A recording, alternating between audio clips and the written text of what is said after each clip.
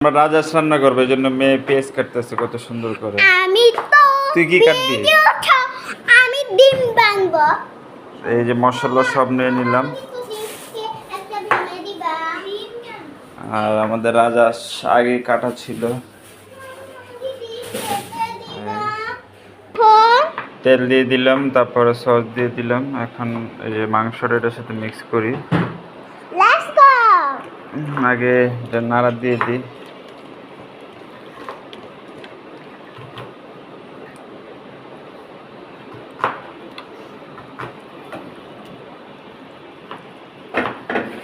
ঢেলে দিচ্ছি, সুগন্ধ বের হচ্ছে।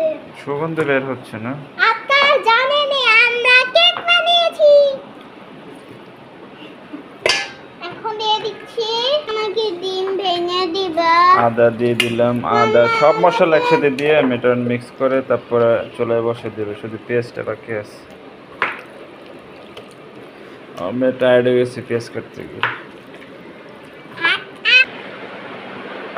মশলা এরকম মিক্স হয়েছে যে এখন মনে হচ্ছে পুরো রান্না হয়ে গেছে। এখন ডাইরেক্ট বসা দিব চুলার মধ্যে আর পেঁয়াজগুলো দিব।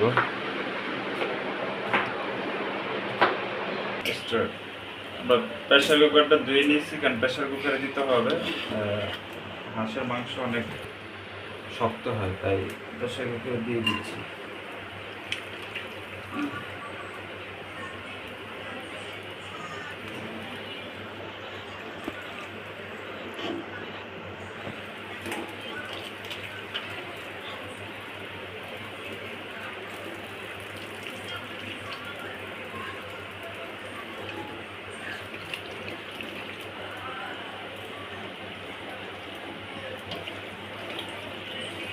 অনেক মজা হবে মনে হচ্ছে।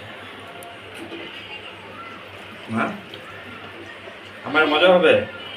হরে ব্রিকা জায়গা হবে না, জায়গা হবে।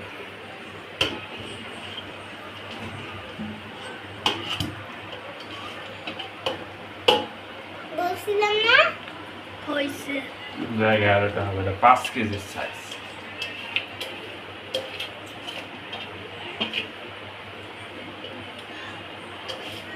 এখন আমরা ঢাকনাটা লাগিয়ে ফেলবো। ঢাকনাটা তো অনেক শক্ত, ঢাকনাটা ধরলে তো ফিট। ঢাকনাটা লাগিয়ে দিব, তারপর এটা সময় মতো 3টা না 4টা আওয়াজ হবে। হাঁসের মাংস আমরা কষে